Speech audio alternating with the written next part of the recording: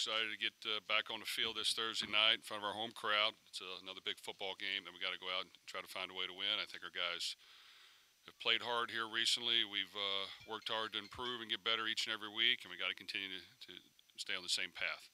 The team we're playing is very competitive. They lost 5 games by less than 4 points. They beat North Carolina on the road. And they will challenge us. So we're going to have to play well, practice well. It's quick turnaround, but I think our guys understand what's at stake, and winning is very important, and we got to go out and win the football game. Jeff, watching your teams at Western Kentucky and Purdue, have you ever had a team that running the football was such a huge component to what you guys do to lean on? And is it comfortable for you to kind of start with that running game? Well, I think every team is different. You analyze and evaluate who your playmakers are, make sure they get the ball. What are your strengths? Defense, special teams, offense, all those things. I think right now, whatever form that we've been using has been working. I just think, not turning the ball over. We had 3 possessions in the first half. That rarely happens. So possessions are becoming less and less with I don't know if it's the time clock change or what. But 3 possessions in 1 half is not a lot, so you got to make it work. And we have the last few games. So I just think having balance, moving the chains, getting first downs, getting points, not turning over is vital on offense. Playing great defense, aggressive, getting sacks, negative plays is important, and being solid on special teams. And right now, we've been doing something pretty well. We want to continue to build off that at the same time. We work the passing game, we work the play action game, and we got to make sure we're still have the ability to be effective at that as well. Jeff, you said you liked this defense from day one. Was there any particular aspect or reason that this defense is really they're kind of getting pretty nasty now in the way they play? Well, I think we have good athletes on defense. They like to play aggressive. We have really kind of the perfect mix of, we've got a few veterans that have played football, but really a lot more guys that didn't have experience, but yet they were hungry and they're out to prove themselves. And you want that on your defense, on your team. So a lot of these guys are trying to make a name for themselves and help their unit perform at a high level. We'll continue to rotate multiple guys in there as much as we can, which I think we have at multiple positions. The depth has helped us not only keep guys fresh, but when guys have gone down with injuries, whether it be temporarily or for multiple games, we've had the ability to adapt and pick the pieces up pretty good. So I just think that and the scheme we're trying to run, I think, has gelled well together, and they're playing with a lot of confidence right now. With the quick turnaround, what are the sacrifices you have to make in terms of having less time to prepare and your biggest concerns without those 2 extra days? Well, I think we can adjust and adapt to that pretty well. We try to be forward thinkers in what we do and how we prepare all year and get guys ready, but yet take care of their body and get them the game healthy and fresh and able to go full speed. So I think, without question, it's a short week. We've had some physical games here. The pads won't be on as much. It'll be a little more mental learning, but we will be on the field and we'll go through all the same scenarios and make sure that we're not missing the boat on that at all. And you have to prepare that way. So I just think we'll prepare hopefully just as hard and just as long as we can without banging guys around on the field and being physical in practice and try to get guys to this game fresh and ready to play physical in the game. Jeff, Garindo has really upped his game the last couple of weeks, and obviously you liked him when he was at Wisconsin, and he's come in here, and man, he had his best game. What did you like about him? And I asked the Virginia Tech coach. He said, "Man, we would have liked to have had him. We recruited him. He had a great game, obviously, on Saturday. He obviously followed his blocks well and did things the way he was supposed to." Well, he's a great young man. He's come in here and been a fantastic teammate from day one, been very unselfish. We feel like we have some depth at the running back room, and they all play a vital role. Of course, Jawar has made some big plays. He's very elusive. But Isaac's a different runner. He's physical. He can run downhill. He'll lower his pads. He actually has good hands and good agility for that size. And as far as straight ahead, he has really good speed that is surprising to a lot of people. So when they try to tackle him and take an angle on him, they normally don't take the angle that they probably should have. So I just think he's been hungry. He's healthy. He's out to prove himself. He's a really good teammate. He's fit in well. And, we got to continue to, feed those guys and get them touches and let them go make plays. Jeff, the home field advantage that has been created here.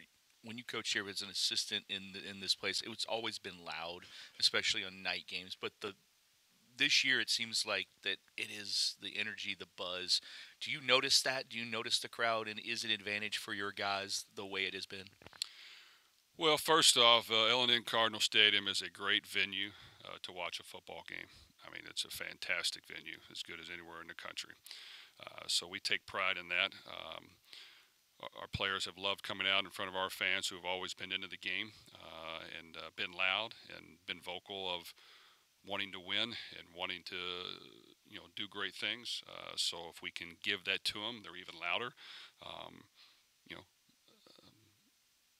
They continue to, make a lot of noise and stand up and cheer on this football team. So I just think all those things matter.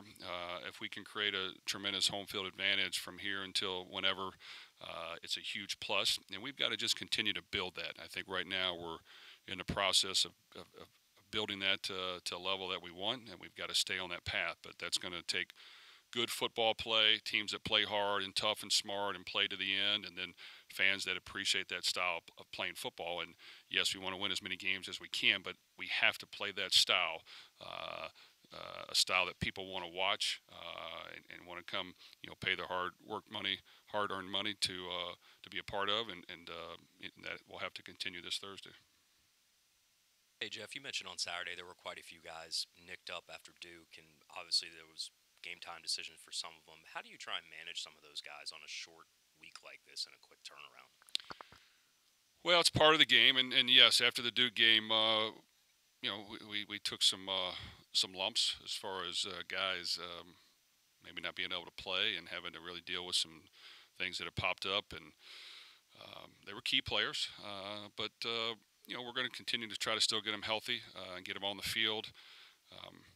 When that'll happen with a few, I'm not for sure. Some of them are day to day. Some of them may be longer. I think we got out of this game, for the most part, as healthy as we could, considering the circumstance. And there were a lot of new people that stepped in that were fresh, that did well, and that are continuing to be healthy. So I just think we'll work through it as much as we can. Every day is valuable. But to our guys' credit, even the guys that didn't play have tried to get healthy as fast as they can. They want to get on the field, and some of them are suffering, some pretty good nicks and bruises, and probably more than that. So I give them a lot of credit. They want to go out there and help their team win, and the other guys are ready in case they can't go. Jeff, to follow up to the run game question, when did it become apparent to you that maybe you needed to tweak your offense some here and run the ball more? And did you have any team that similar to this at Purdue that was this balanced or not? Well, like I said, I think, believe it or not, at Western Kentucky, one of our graduate assistants here, Ace Wells, who played at Central, 1 year led the nation in touchdowns. So he was a running back. So we've had the ability to do that. But, we've had good receivers where we've at. We've been able to throw the ball. It's about scoring points. When you're playing a high level of football, you've got to find ways to score points. We've had a few games where the deep play action shot has been very effective, and we have some others where maybe it hasn't. We've had a few games where the turnovers kind of hurt us, and I just think it got to the point where, okay, let's make sure we're getting points. So whether that's by air or by ground, let's get it to our playmakers' hands. Let's try not to make very many mistakes if we can prevent it. Let's be efficient in our drives, and I think the defense will dictate what we can do a little bit more of and not. And I just think having the ability to throw and run is vital to success. You can't be one-dimensional, no matter what you think about it. At some point, teams are going to take away what you're doing well, and you have to be able to do the other. So we got to continue to work through that.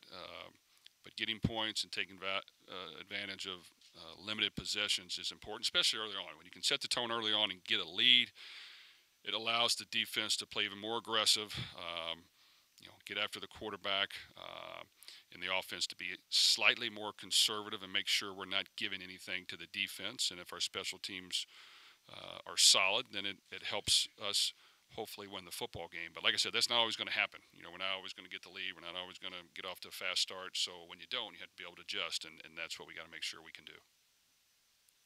Jeff, you discussed the home field advantage. Maybe the electricity is nothing like the beginning of the fourth quarter when they're playing Joke and the Thief. I saw some coaches dancing, the players dancing. What's that done for morale, and when are you going to dance?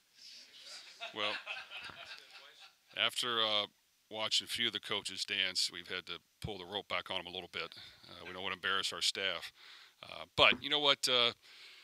Truthfully, the energy that the fourth quarter brings, especially when the game's going the way you want, is tremendous. And I just think the fans are hyped up. Our players are. We kind of have to push them back to the sideline a little bit to make sure that we don't step over the line. But, we want them to have that energy and that juice. And,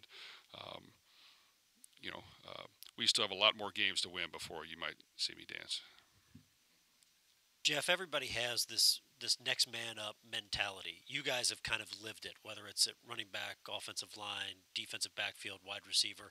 What do you think that does for the entire team? Well, we try to preach that year round that, there's going to be some starters, some backups, some guys that maybe don't play as much as you want. But at some point, you're going to get on the field. And when you do, you got to be ready. And if you're ready, then you're probably going to play a whole lot more. And it's kind of the role of a backup quarterback to a certain degree where, if you enjoy that backup role too much and you're not working as hard as you should as a starter, well, eventually it's going to catch up with you. But if you're putting in the work and the time and you're just hungry as heck to get that opportunity, normally you're going to take advantage of it. So I just think we do play quite a few guys at a lot of positions. I think our team sees that. If guys can prove to us they're ready mentally and physically to go in there and play and make plays and be aggressive, we're going to try to put them in there.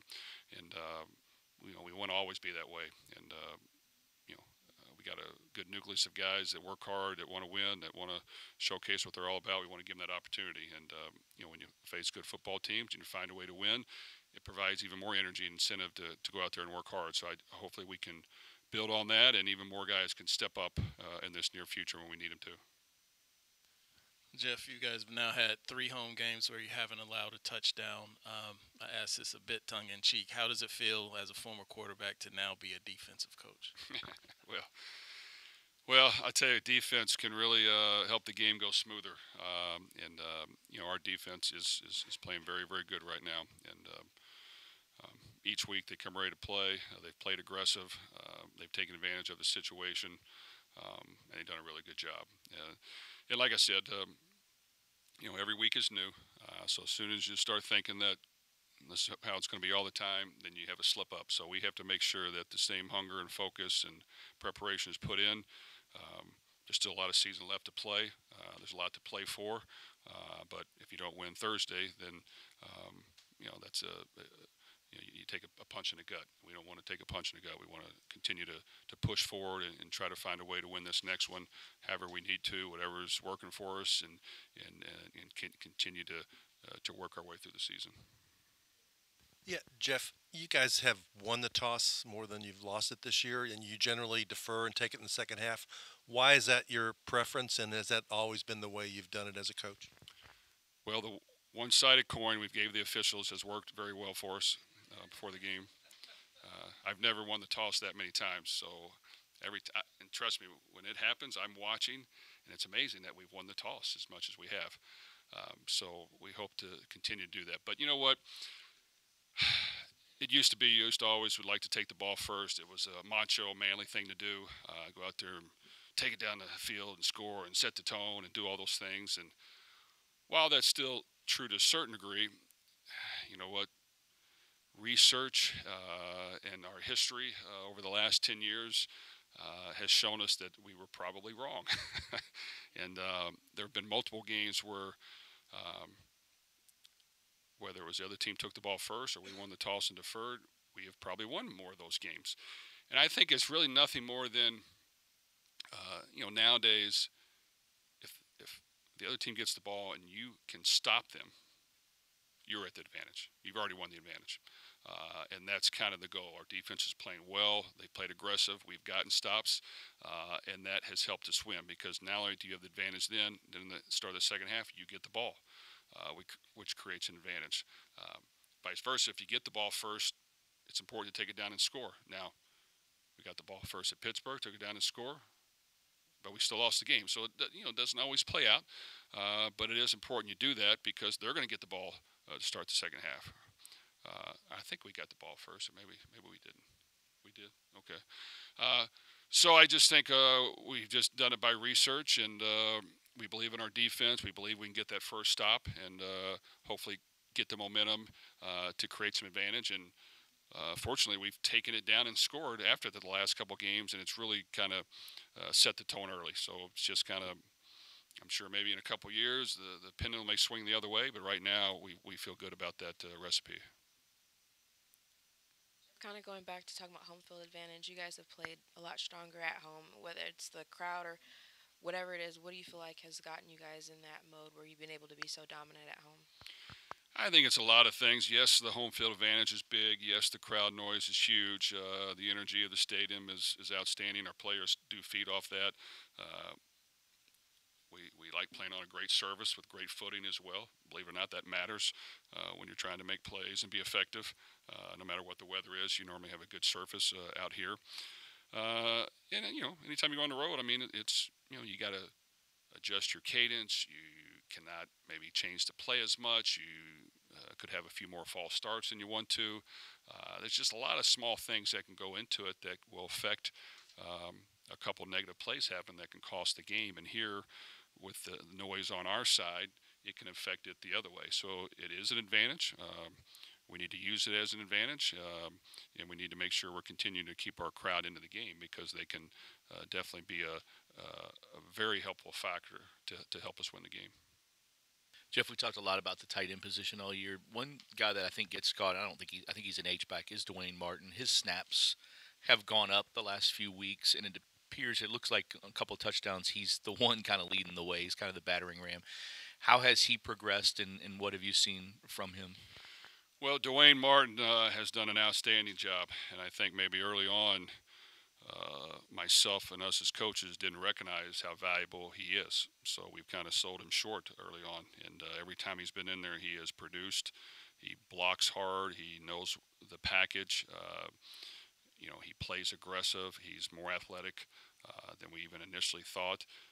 And we need to continue to use him in a lot of roles. So I just think he's very valuable to this team.